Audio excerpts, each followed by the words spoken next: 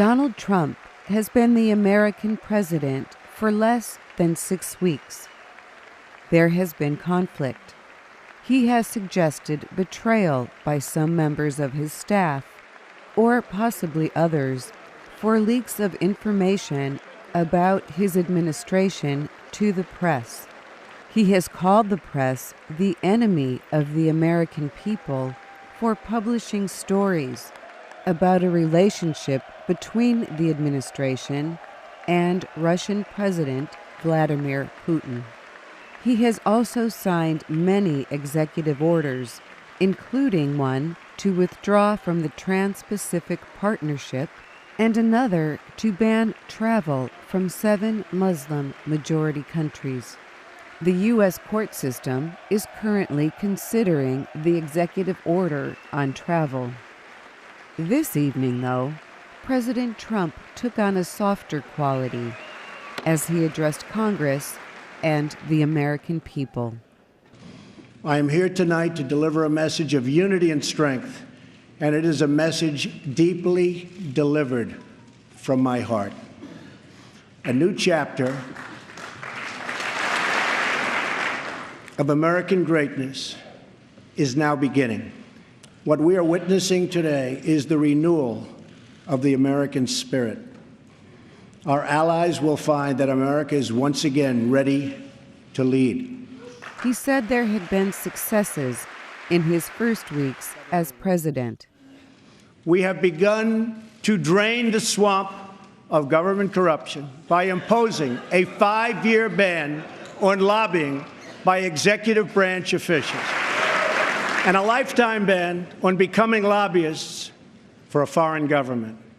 We have undertaken a historic effort to massively reduce job-crushing regulations, creating a deregulation task force inside of every government agency.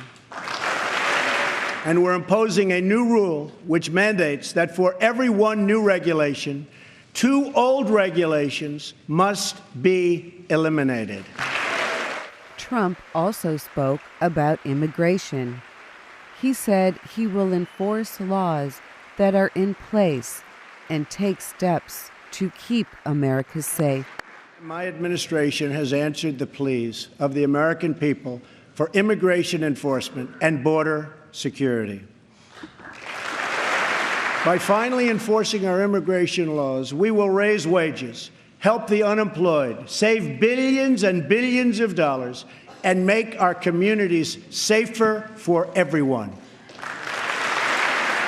We want all Americans to succeed, but that can't happen in an environment of lawless chaos. We must restore integrity and the rule of law at our borders. For that reason, we will soon begin the construction of a great wall along our southern border.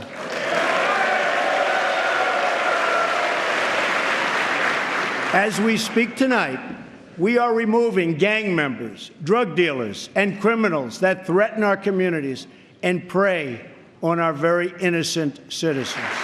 Our obligation is to serve, protect, and defend the citizens of the United States. We are also taking strong measures to protect our nation from radical Islamic terrorism. It is not compassionate, but reckless to allow uncontrolled entry from places where proper vetting cannot occur. Those given the high honor of admission to the United States should support this country and love its people and its values. We cannot allow a beachhead of terrorism to form inside America. We cannot allow our nation to become a sanctuary for extremists.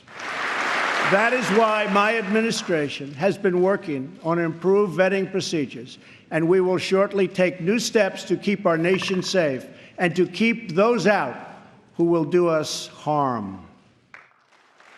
He said reforming legal immigration is important to job growth in America. It's a basic principle that those seeking to enter a country ought to be able to support themselves financially. Yet in America, we do not enforce this rule, straining the very public resources that our poorest citizens rely upon.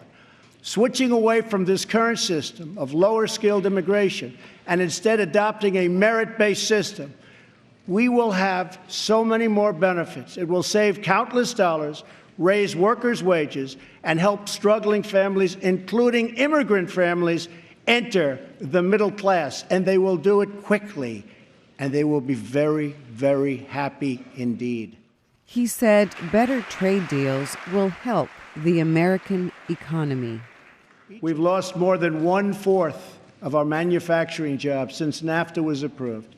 And we've lost 60,000 factories since China joined the World Trade Organization in 2001. Our trade deficit in goods with the world last year was nearly $800 billion. We must restart the engine of the American economy, making it easier for companies to do business in the United States and much, much harder for companies to leave our country. The president called for Congress to replace the Affordable Care Act signed into law by former President Barack Obama. He called on both parties in Congress to work together for the good of the country and the good of the American people. He also said young students should have a choice in their education. Education is the civil rights issue of our time. I am calling upon members of both parties to pass an education bill that funds school choice for disadvantaged youth, including millions of African American and Latino children. These families should be free to choose the public, private, charter, magnet, religious, or home school that is right for them. On foreign policy, he said, our foreign policy calls for direct, robust, and meaningful engagement with the world. It is American leadership based on vital security interests that we share with our allies all across the globe. We strongly support NATO, an alliance forged through the bonds of 2 world wars that dethroned fascism and the Cold War and defeated communism.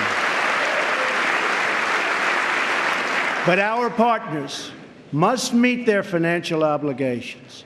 And now, based on our very strong and frank discussions, they are beginning to do just that. In fact, I can tell you the money is pouring in. Very nice. We expect our partners, whether in NATO, the Middle East, or in the Pacific, to take a direct and meaningful role in both strategic and military operations and pay their fair share of the cost, have to do that. Free nations are the best vehicle for expressing the will of the people, and America respects the right of all nations to chart their own path. My job is not to represent the world. My job is to represent the United States of America. President Trump ended his speech by asking Americans to come together and believe in America. I am asking all citizens to embrace this renewal of the American spirit.